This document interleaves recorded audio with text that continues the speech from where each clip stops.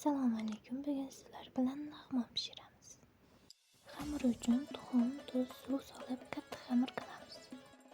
Xamirimizni tindirgani qo'yib, masalliqlarimizni archib olamiz. Ya'ni kartoshka, sabzi va piyozlarimizni archib olamiz.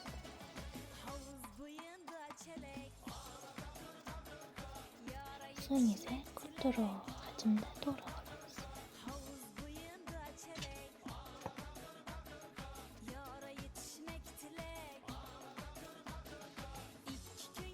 Xamirimizni yoyib, uzunchoq shaklda kesib olamiz. Qo'limizni yog'lab, lag'monlarimizni tindirib 2 marta cho'zib olamiz. Tovonimizga yog' solib, masalliqlarimizni birinchidan qovurishni boshlaymiz.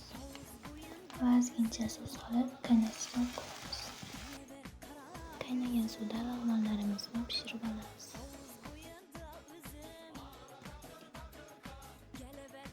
Pishgan lag'monimizni kosaga solib, ustidan tayyorlagan podливamizni solamiz. Va yoqimli ishtaha. Like, obuna kutaman azizlar.